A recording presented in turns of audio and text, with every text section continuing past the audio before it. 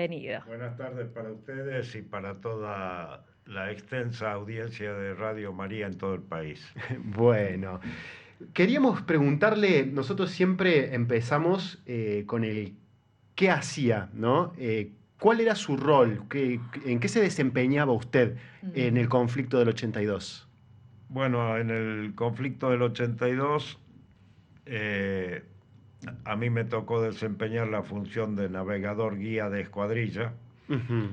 en distintas misiones. No fueron muchas las del escuadrón y por lo tanto no fueron muchas las mías, pero alcancé a hacer los tres tipos de misiones que hizo el avión, o sea, bombardeo nocturno a baja altura Ujú. sobre las tropas ya desembarcadas en San Carlos, aunque hubo una misión antes, el 1 de mayo, bombardeo en altura, me Ujú. tocó sobre Montequén, y después el ataque a un superpetrolero que llevaba no solo petróleo, sino pertrechos, munición y cañones a las fuerzas inglesas, Ajá. que lo bombardeamos a 150 millas, unos 280 kilómetros al norte de Malvinas, y después lo tuvieron que hundir porque una bomba de nuestro avión, aunque no explotó, quedó activada dentro del buque y Claro. no se animaron a Ah, desactivar la espoleta. Claro, qué, claro. qué interesante. Es una palabra que no nos era muy familiar. Cuando escuchamos de aeronave, nosotros pensamos en piloto, pero con usted nos encontramos con la palabra navegador. ¿Qué Mm. sería un navegador? Bueno, para hacerlo brevemente, un GPS humano. Ah, Ajá. bien, bien, bien. Eh, Fantástico. en la aviación comercial los navegadores desaparecieron con los jumbos, que traían un navegador inercial, pero en la aviación militar todavía se siguen empleando navegadores. Ujú. Mm. En el caso del Canberra, el navegador no solo llevaba la posición, establecía los puntos de ascenso, descenso, la posición inicial para la corrida de bombardeo, sino que manejaba el panel de armamento y algunas de las comunicaciones. Mm. Bien, bien. Imagino mucho cálculo. Sí, Un puesto de sí, mucho cálculo. sí, el cálculo de la navegación a la estima como base fundamental, ayudados en el caso del Canberra por un radar Doppler que nos permitía calcular, primero calcular el viento, de dónde venía y Claro. con qué velocidad, y eso permitía corregir la deriva y calcular la velocidad sobre la superficie de la Tierra. Con un computador no siempre andaba el Doppler, pero si uno lo chamullaba, decía yo, Mm. lo acariciaba un poco, podía fiarse de él y nos permitía saber la distancia remanente al próximo punto de la navegación y además saber si estábamos apartados o no de la ruta. Claro, Claro. O claro. sea, era una ayuda que, como les dije, no siempre andaba, pero era bastante confiable. Bien. Mm. Porque nosotros, salvo en el caso de la última misión del bombardeo al superpetrolero, operábamos siempre de noche, así que Mm. nunca veíamos el blanco en medio de la niebla y las nubes bajas. Ajá. Claro, eso le iba a preguntar, Nicolás. Vuelos durante la noche también suponen, si se quiere, un desafío o una tensión particular, porque hay mucho que no vemos, imagino. Bueno, hay vuelo por instrumental cuando no se ve el terreno. Mm. Eso ya es bastante antiguo para estas épocas. Pero lo más grave era no vernos entre los aviones Claro. y después no ver el blanco. Entonces, Claro. la posición del blanco la establecíamos por el radar Doppler, salvo en la misión sobre Monte Ken del 4 de junio, que como era en altura, el radar de Puerto Argentino le habíamos pasado a qué distancia teníamos que lanzar las bombas y entonces ellos nos daban el top, que coincidía en la mayoría de los casos con el cálculo nuestro. Ajá. Bien. Usted mencionó que cumplieron al principio, apenas empezó, 3 o 4 misiones, usted personalmente. No, el escuadrón, vamos a empezar por ahí porque el Vamos. primer caído lo tuvimos antes de que yo pudiera participar en una misión. Ajá. El escuadrón, en primer lugar, recibió la orden de atacar buques de apoyo Ujú. en las Georgias. Bien. Eso se iba a hacer el 26 de abril y hubiera sido el bautismo de fuego de la Fuerza Aérea. Mm, Pero cuando estaban muy cerca del blanco, a los dos aviones de los tres que partieron, que estaban en condiciones de llegar, les cancelaron la misión por meteorología. Bien. Y había que sortear unos cerros y estaban todos cubiertos de nubes, así que no pudieron concretar esa misión. Bien. El 1 de mayo, después del ataque del Vulcan a las 4:00 de la mañana sobre la base aérea militar Malvinas en Puerto Argentino, se ordenó que una tripulación, una escuadrilla, estuviera de alerta para despegar de inmediato. A mí me mm, tocó estar de alerta de 8 a 14. Ujú. A las 14 nos relevaron y se ordenó 14:30, 14:40 la salida de una primera escuadrilla. mm. Ajá. Tenían que atacar lanchas de desembarco en lo que parecía que iba a ser el primer ataque, que fue rechazado, en las proximidades de Puerto Argentino. La primera escuadrilla se encontró en medio de la flota inglesa y el guía recibió un impacto de misil. Como era imposible atravesar la flota, pegaron la vuelta. Y 15 minutos o 10 minutos después despegó una segunda escuadrilla y esa fue interceptada por Harrier y allí fue derribado el primero de nuestros aviones y la tripulación se eyectó, la vio eyectarse el avión número 3, ellos eran el número 2, pero nunca se los encontró. Mm, A esa altura todavía no teníamos trajes antiexposición claro. y hubiera sido muy difícil que sobrevivieran a la hipotermia una vez caídos al agua, si Al es que mar. no cayeron desmayados y se ahogaron de Mm, entrada. Cuando usted, Comodoro, dice Harrier, para que los que están escuchando, es aeronaves británicas. Aeronaves británicas que tenían todo el apoyo de la misilística norteamericana. Claro, claro. Ahí se efectuó el derribo. Ahí se efectuó el derribo el 1 de mayo Ujú. y es digno de destacar que tanto al sur de las Malvinas como al norte había dos avisos de la Armada Argentina y al norte de Malvinas, que es donde lo derribaron al primer Canberra, estaba el aviso alférez Sobral. Ujú. Y sin dudar un instante, a pesar del riesgo que corrían, fueron a buscar tanto al piloto, el teniente de Ibáñez, como al navegador, el primer teniente González, Ujú. en las inmediaciones del punto donde los otros aviones le pasaron el lugar de derribo, pero no los encontraron. Sí, estuvieron buscando los 2 días y el 3 de mayo fueron atacados por un helicóptero inglés que mató al capitán y a 7 tripulantes Mm, y el buque quedó a la deriva, pudiendo ser remolcado luego hacia Puerto Deseado. Claro, claro, claro. claro. Le comparto algo, Nicolás, más personal que me llama la atención ya desde el encuentro pasado que tuvimos en este espacio, las voces del Atlántico Sur. Cada vez que nos comparten de estas misiones, me llama particularmente la atención la precisión en los detalles y en el recuerdo, en fechas y horas.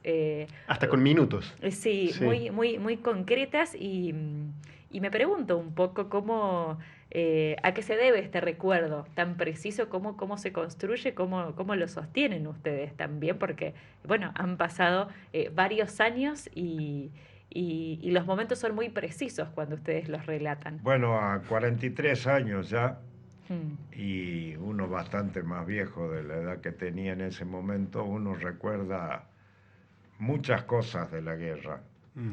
eh, porque son momentos muy trascendentes en la vida de uno. Hay otros también, ¿no es cierto? Familiares, pero de esa época yo guardo muy buena memoria, gracias a Dios, y tengo, bueno, algunos recuerdos como mis cartas de navegación y que todavía guardo. Claro, recuerdos físicos. Sí, sí, también. Estábamos estudiando un poquito, no sabemos mucho de aeronáutica con Belén, pero estuvimos estudiando un poquito antes de que usted llegara lo que era la aeronave en la cual usted desempeñaba el servicio, ¿no? El Canberra. Y estábamos viendo que es una aeronave de fabricación británica. Sí. Nos pareció un detalle muy curioso el uso de una aeronave británica para pelear contra la flota británica. Bueno, y esas bombas que ven, ese es uno de los Canberra, y esas bombas que veían en la placa anterior Sí. también eran británicas. Ajá. La mayoría de las bombas que tiramos nosotros en la guerra fueron británicas. ¿Qué tal el equipamiento que usted utilizó? Bien, como te decía, el Canberra era un birreactor cuyo primer vuelo fue en el año 1949, así que ya tenía bastantes años. Claro. Para el la época de 82 la ya guerra. tenía... Lo usaron para...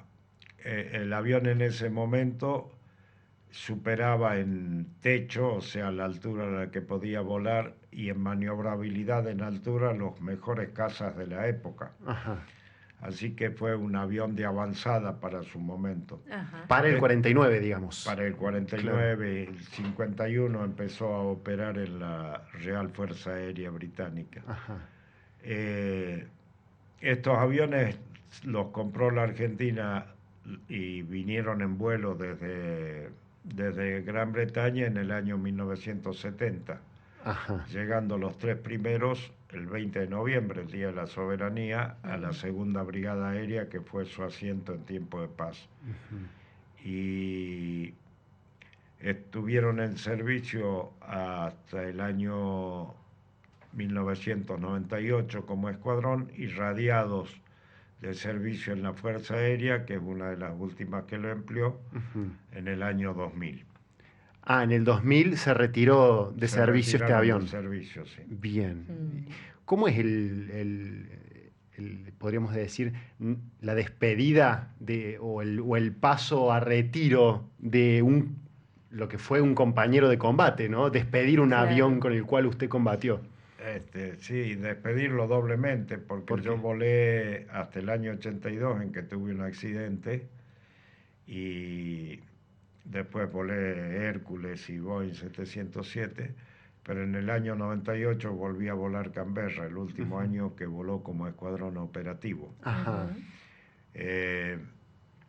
Y bueno, ahora hay uno en la escuela de suboficiales, hay uno en la Segunda Brigada Aérea, hay uno con el que bombardeamos al superpetrolero que está en el aeropuerto de Mar del Plata, y hay otro en el Museo de Oliva que lo pueden ver.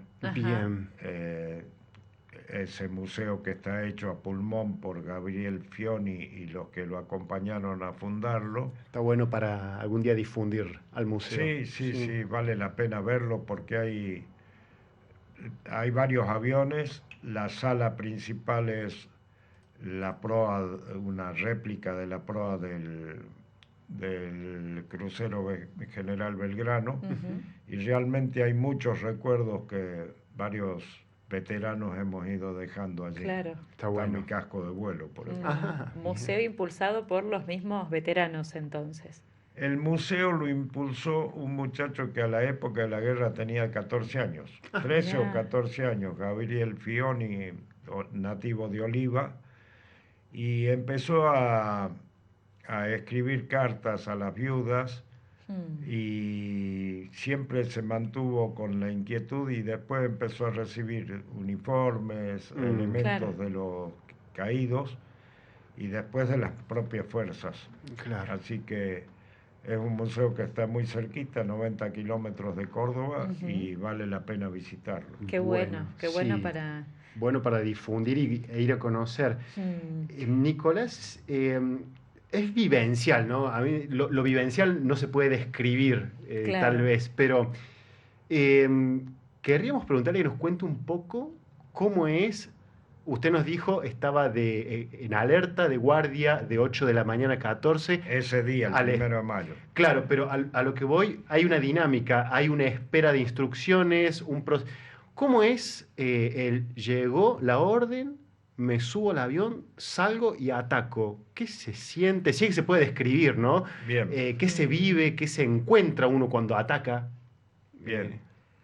En nuestro escuadrón y en varios, no todos eh, idénticamente, pero similarmente, cada día entraba en los aviones de caza un escuadrón de alerta.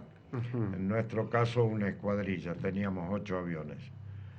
La escuadrilla estaba compuesta por 3 aviones y la misión era nocturna, como fueron la mayoría. Iban 2 aviones y uno quedaba de reserva, sea en Trelew o en Río Gallegos, de donde partieron la mayoría de los ataques. Bueno, cuando uno entra de alerta, eh, lo peor es la alerta, Mm. porque uno no sabe cuándo va a llegar la orden, por dónde nos va a mandar, pero cuando llega la orden ya no hay tiempo para la atención, hay que dedicarse a preparar la navegación, a preparar el vuelo, que lo prepara fundamentalmente el navegador con los otros navegadores de la escuadrilla, asistidos y observados también por los pilotos. Y cuando uno se sube al avión, ya hay que ocuparse de todo el aparataje Mm. y del trabajo propio del vuelo, así que la tensión disminuye casi a cero Ujú. hasta que uno se acerca al blanco. Claro. Eso, ¿cómo es eso? Porque, Ese momento. y bueno, durante el vuelo, en los nocturnos a baja altura, había varios problemas. Lo voy a ir contando secuencialmente. A ver. Eh, en primer lugar, estaba despegar y no ascender prontamente, que es lo más conveniente para evitar consumo, porque el radar de Punta Arenas le pasaba toda la información a los ingleses. Ah, Punta Arenas, Chile. El radar de la Fuerza Aérea Chilena lo reconoció el propio comandante de la Fuerza Aérea y lo reconocen los ingleses. mm, Así que había que subir escalonadamente para estar siempre bajo del lóbulo del claro. radar, No ser visto. Claro. para no ser vistos. Después había que descender unas cuantas millas antes. Una milla náutica equivale a 1 minuto de latitud y son 1852 metros. Había que descender unas cuantas millas antes de llegar a la Gran Malvina, la isla que está al oeste, y después tratar de ir siguiendo el nivel del terreno para no subir mucho y entrar dentro de los radares de los buques, pero también para no bajar tanto que nos Que se- chocáramos un cerro. Claro, claro. Mm, Y por otro lado, para el avión que nos formaba, a los guías, estaba la preocupación de no perderlo de vista el avión. Claro.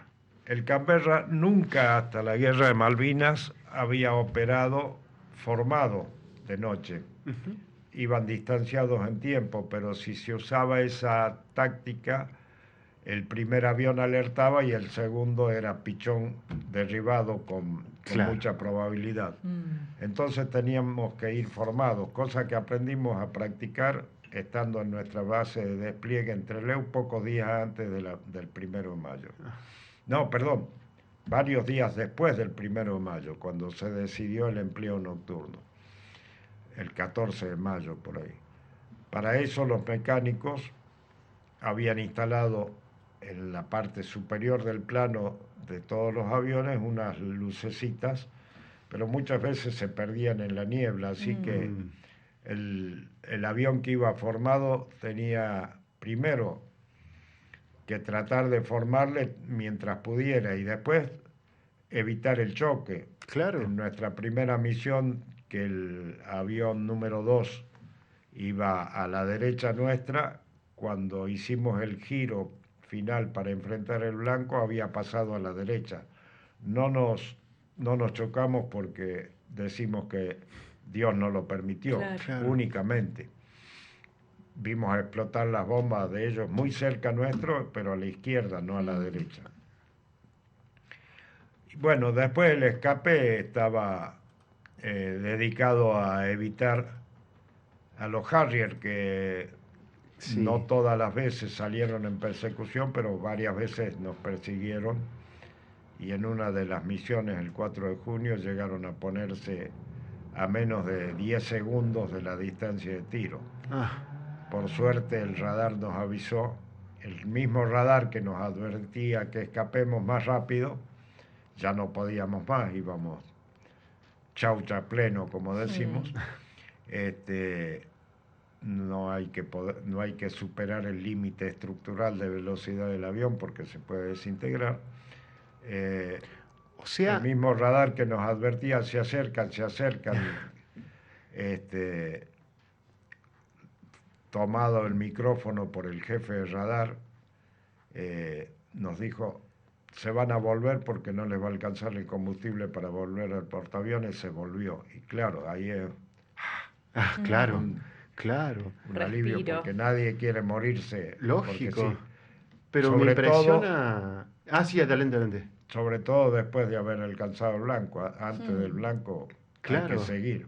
A mí me impresiona el ser perseguido, Sí. pero no podés irte muy alto porque te detecta el radar, no podés bajar Ir a mucho porque está el tientas. piso Sí, y en no ese podés caso el acelerar radar mucho. ya nos había detectado, por eso Bien. mandaron los aviones. Pero al mismo tiempo, como dijo usted, no podés acelerar al tope Ya porque no. se te rompe el avión. Sí.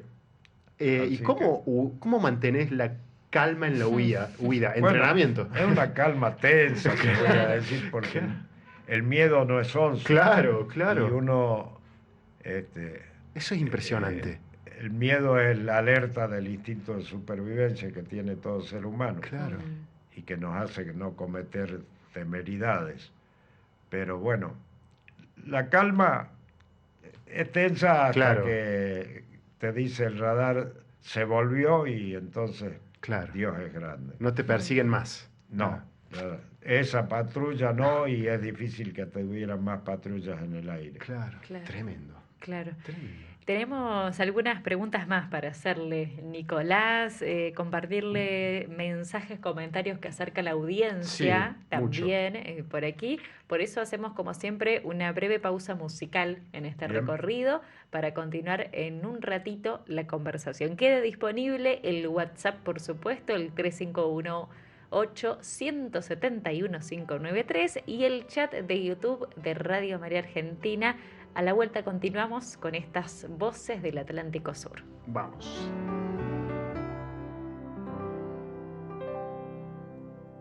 Del Atlántico Sur en Radio María Argentina, encontrándonos con testimonios, historias, relatos de quienes estuvieron luchando por nuestras Islas Malvinas y permiten que en este tiempo suene más fuerte también este reclamo de soberanía, y por los mensajes cada uno aporta también el propio recuerdo. Carlos nos comparte él que estaba trabajando en Puerto Deseado en el mismo momento que nos relató Nicolás, nuestro invitado de hoy. En ese momento que ingresó el ARA, aviso Sobral, dice mira. Carlos, él estaba trabajando como estibador con los documentos. Cómo vivió cada uno también Cierto. esta parte de la historia. Y se comunica Guillermo también, excombatiente desde Cava, nos acerca su mensaje y le agradecemos porque nos deja sugerencias, recomendaciones para continuar con el ciclo. Buenísimo, También buenísimo. la voz de nuestros excombatientes por aquí presente,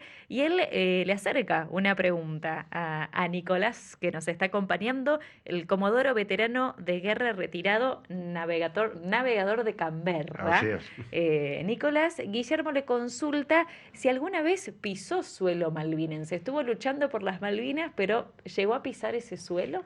No, la mayoría de los tripulantes de los aviones, salvo los de transporte que aterrizaron en Malvinas, cuando Gran Bretaña decidió el bloqueo y no se pudo hacer más transporte por mar, o sea, de Hércules, de F-28, F-27, y dos aviones, uno de aerolíneas y otro de Austral, que también burlaron el bloqueo hasta el 1 de mayo. Después del 1 de mayo siguieron fundamentalmente los Hércules y algunos vuelos de la Armada. Nosotros operábamos desde bases del continente. Bien. Y desde el despliegue de cada uno de los escuadrones hasta el 24 de abril se hicieron vuelos de reconocimiento sobre el terreno, pero a mí me tocó estar en Paraná y en Río Cuarto haciendo vuelos de pruebas de aviones que salían de mantenimiento. Ajá. Para eso tiene que ser una tripulación muy adiestrada, y entonces con un compañero, con otros pilotos estuve en Paraná, y alrededor del 11 de abril fui enviado a Río Cuarto para hacer vuelos de prueba con un compañero mío. Entonces nosotros, con casualmente, el Comodoro justo lo Rivolier, Lo vemos en foto. con él estuvimos hasta el 23 de abril en Río Cuarto, el 23 a la noche volvimos a Paraná, y el 24 a las 7 de la mañana nos avisaron que teníamos que desplegar en 2 horas a Trelew. Cuando llegamos a Trelew ya se habían suspendido todos los vuelos de reconocimiento. Así que la mayoría de las tripulaciones de combate, de los aviones cazabombarderos, y nosotros los bombarderos, no estuvimos en Malvinas. Claro. Operaron desde el continente. Operábamos desde el continente porque era imposible juntar muchos aviones en una base muy chica donde una bomba hubiera destruido un montón y donde la pista no permitía operar algunos sistemas de armas. Por lo que vemos, el Canberra es una aeronave grande, de porte grande. Hubiera debido operar ahí solo si llegaban a atacar en Georgia el 26 de abril, porque no les daba el combustible para volver a ninguna base del continente. Bien. Claro. Pero ahí hubieran cargado el mínimo combustible. Claro.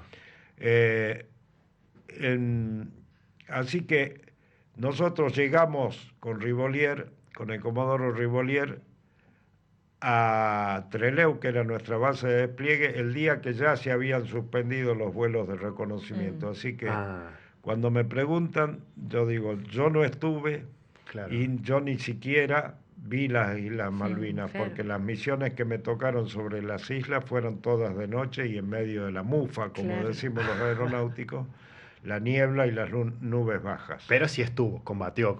Sí, combatimos. Sí, claro, obvio, sí. por supuesto. Sí. Nicolás, ya para ir encarando la última parte del encuentro, queríamos hacer una pregunta de cómo es la vivencia en tiempos de guerra, vamos a hacer dos cosas, la familia y la fe. Bien, que están unidas. Las dos con F, vamos a... La familia, yo estaba casado hacía 6 años, teníamos con María Rosa una hija de 5 años, uno de 4 y uno de 2 y medio.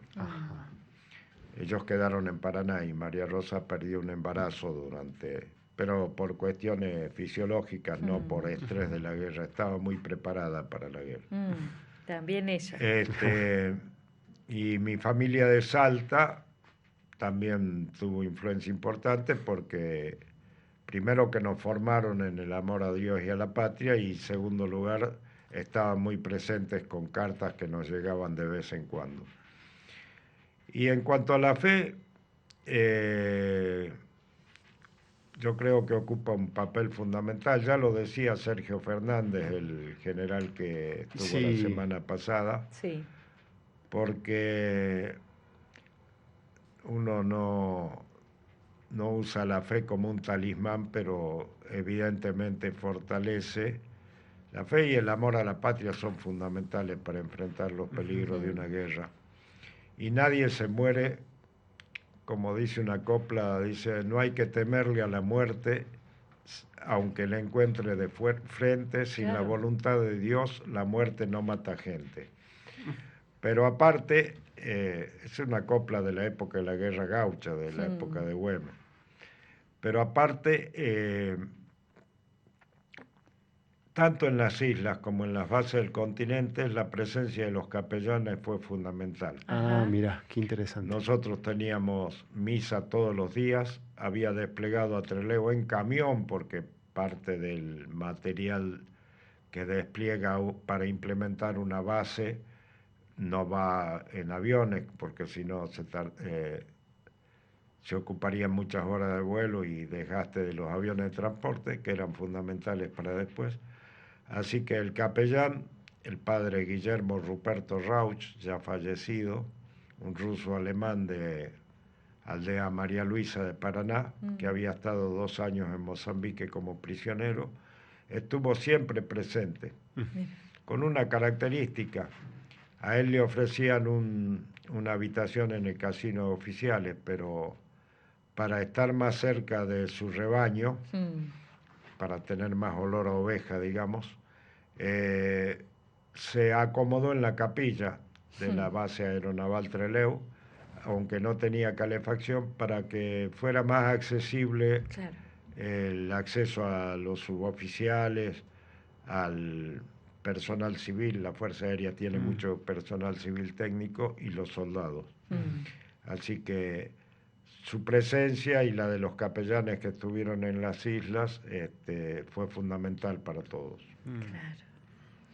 Qué bueno que también lo traiga presente. Sí. Son otras voces Sí. que pueden sumar por aquí en este espacio. Tal cual. Nicolás, ya nos estamos despidiendo por hoy y te pedimos que puedas dedicar tus palabras particularmente para quienes están oyendo a esta hora. Pensamos también en las generaciones más jóvenes, incluso que van teniendo este contacto poco a poco de lo que significa Malvinas para nosotros argentinos. ¿Qué puedes compartir de eso? ¿Qué significa para usted Malvinas y este reclamo actual y futuro de soberanía? Bien, en primer lugar, antes de contestar tu pregunta, yo quiero hacer un reconocimiento, en primer lugar, a todos los caídos del Ejército, de la Armada, de la Fuerza Aérea, de Gendarmería, de Prefectura, y a los civiles, porque hubo muchos caídos en el 82 que fueron civiles, por ejemplo, los tripulantes civiles de los transportes navales de la Armada.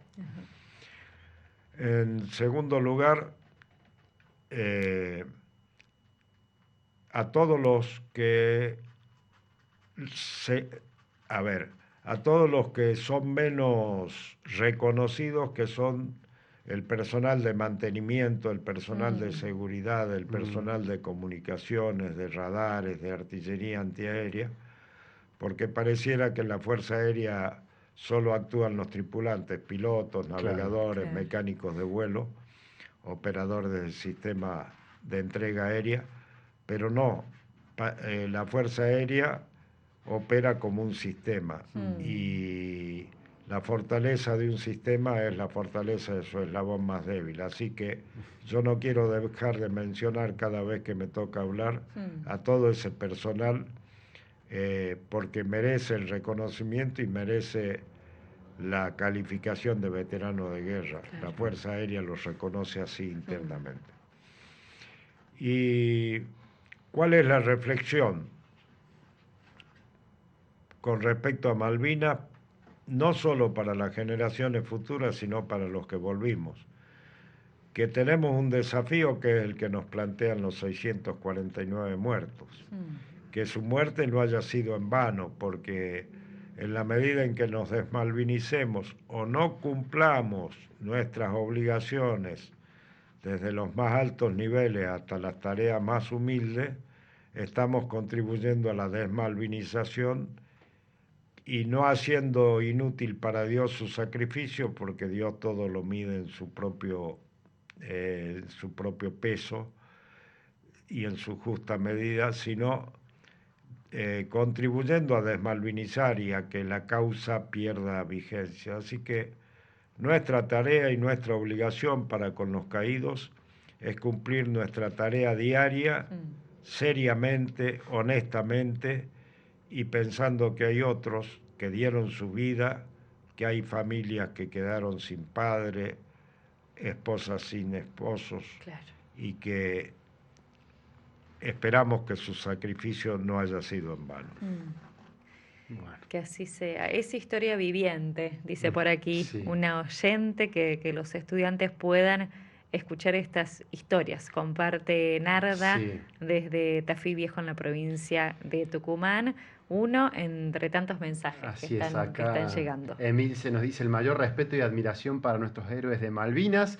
Gracias por su valiente entrega. Mariana nos dice, gracias por el programa Malvinas son Argentina. Viva la patria. Rezo por los caídos de la guerra de Malvinas. Muchas bendiciones para el entrevistado. Después María también nos dice, gracias Comodoro Nicolás Pagano, bendecida Pascua, defender la patria siempre. Algunos mensajes que están llegando de toda la audiencia y bueno, se los hacemos extensivo a usted. Bueno, muchas gracias a todos, gracias a ustedes por invitarme. Y para terminar, una coplita que sí es de mi coleto, A ver. dedicada a los caídos. Vive la patria en su muerte, nos han marcado el camino, para que con criolla conciencia seamos un pueblo unido. Nada más. Que viva la patria. Que viva la patria y que vivan las Malvinas.